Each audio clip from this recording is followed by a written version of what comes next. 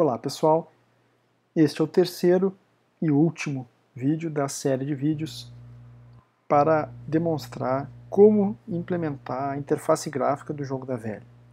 Nos vídeos anteriores nós discutimos brevemente a implementação do jogo em si e da montagem da interface.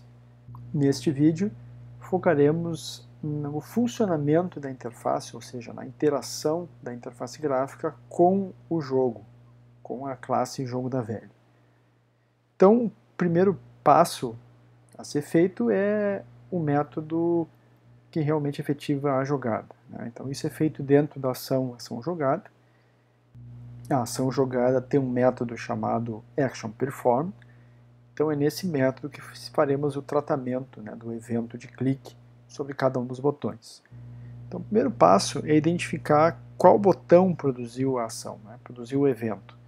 Para isso, utilizaremos um recurso presente nesse mecanismo, que é descobrir a origem do evento, né? Então faremos uma variável temporária botão e obteremos do evento a sua origem, através do método getSource. Essa origem, então, será comparada com os botões do tabuleiro. Bem, então, o primeiro passo é desabilitar esse botão, uma vez que se a jogada foi feita, ninguém mais pode selecionar essa posição. Então, uma forma simples de resolver isso é através do propriedade enable da classe JButton, né? E com isso o botão não poderá mais ser pressionado a partir desse ponto. O segundo passo é alterar o texto do botão.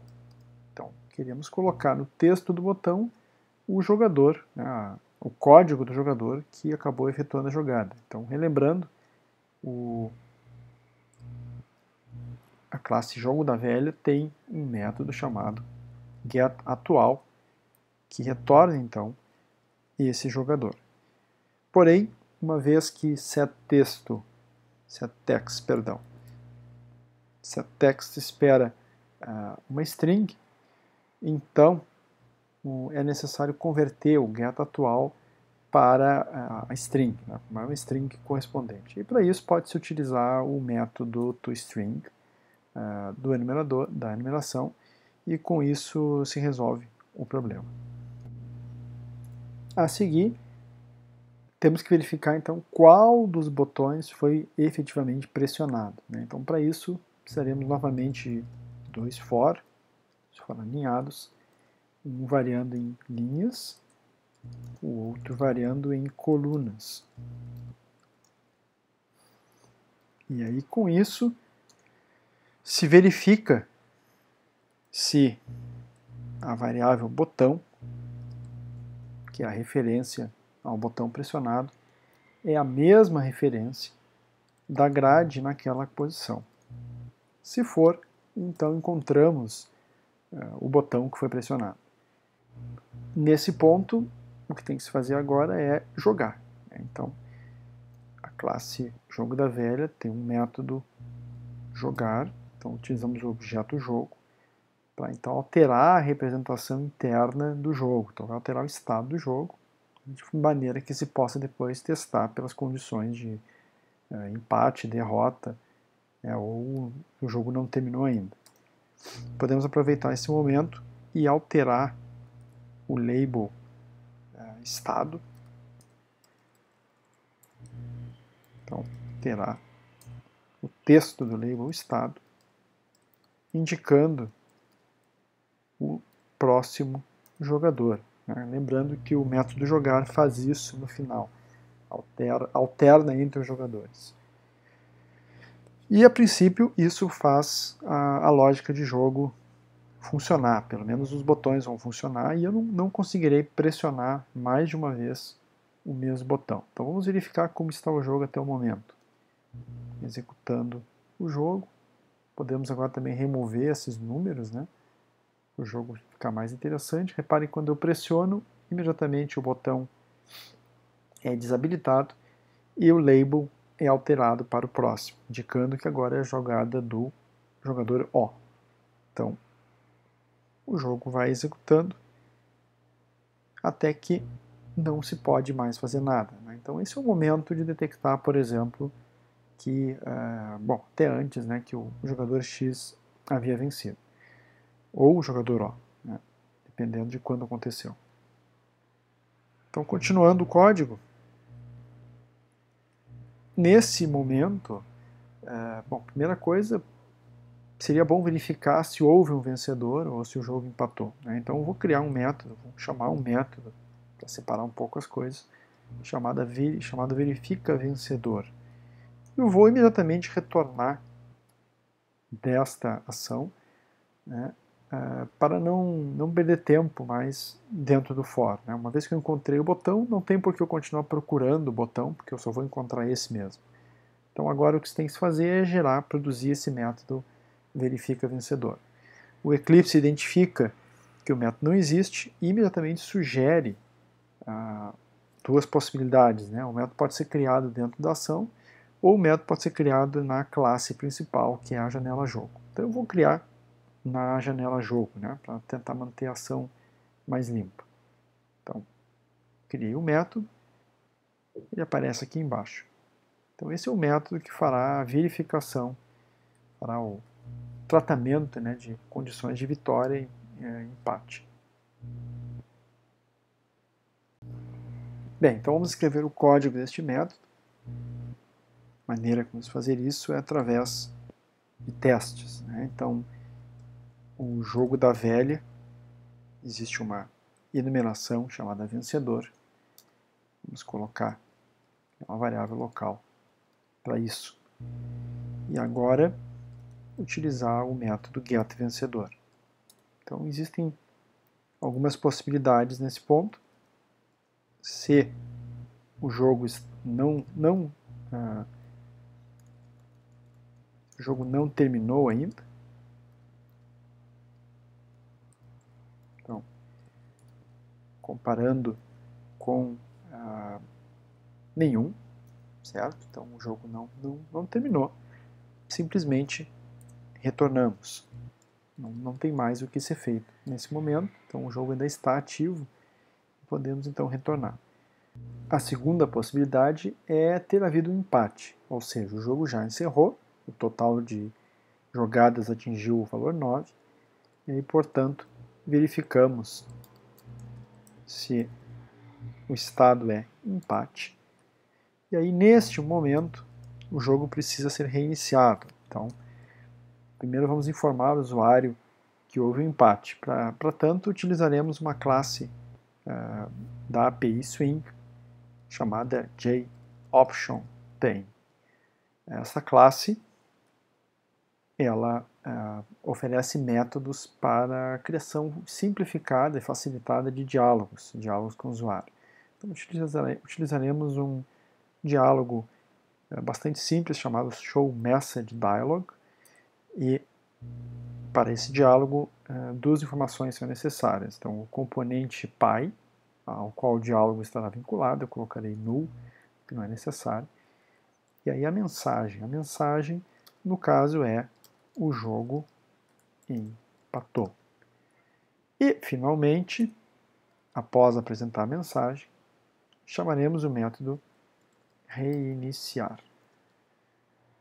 Este método, então, será criado posteriormente para reiniciar o jogo, então, limpar o tabuleiro. Bem, se o método verifica vencedor chegar nesse ponto, então significa que alguém venceu. Então, neste momento, indicamos, através também do showMessageDialog, que, perdão, escolhi a versão errada do método, mas não tem problema, que o jogador, utilizando então getVencedor, venceu o jogo. E também reiniciaremos o jogo. Então, para o jogo funcionar a contento, basta agora criarmos um método reiniciar. Então vamos criar o método reiniciar, aqui embaixo ele aparecerá, e a função desse método é bastante simples, ele terá simplesmente que zerar o tabuleiro, então habilitar os botões e apagar os textos, e chamar o método de reinício também do jogo, né, para alterar o estado dentro do objeto jogo. Então podemos fazer isso em ordem, posso reiniciar o jogo, existe um método para isso, e a seguir então, a tradicional repetição.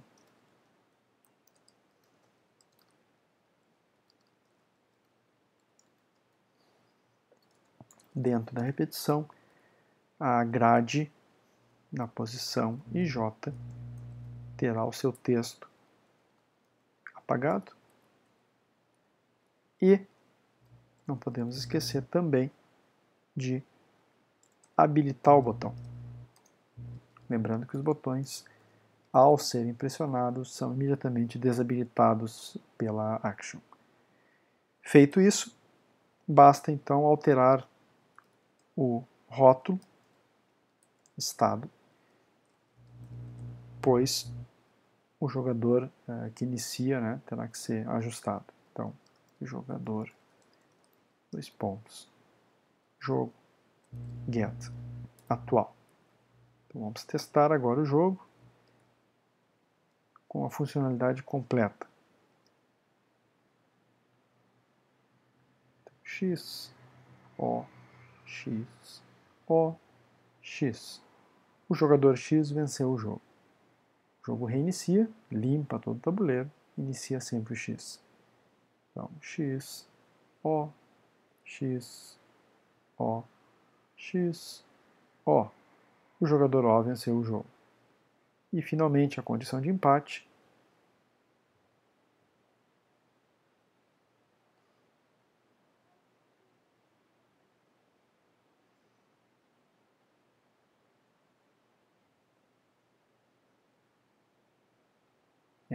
Foi uma boa tentativa, mas o jogador X venceu de novo.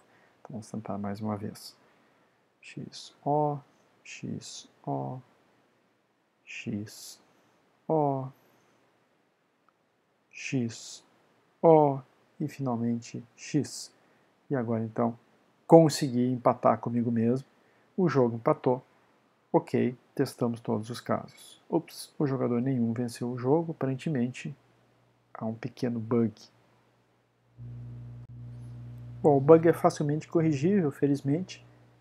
O detalhe é que o método reiniciar retorna dentro aqui da chamada, né, do verifica vencedor, e como eu não coloquei um else, ele continua e mostra a mensagem seguinte, né, e como o jogo empatou, o get vencedor aparece também de forma correta.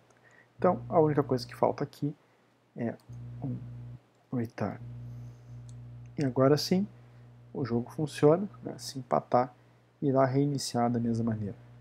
Então, com isso, encerramos esta série de vídeos demonstrando a montagem e execução da interface gráfica para o jogo da velha, e fica como um exercício para vocês a criação de um menu onde seja possível reiniciar o jogo ou sair do programa. Se vocês quiserem ver a resposta, ela está no repositório no GitHub. Então, por hoje era isso. Até mais.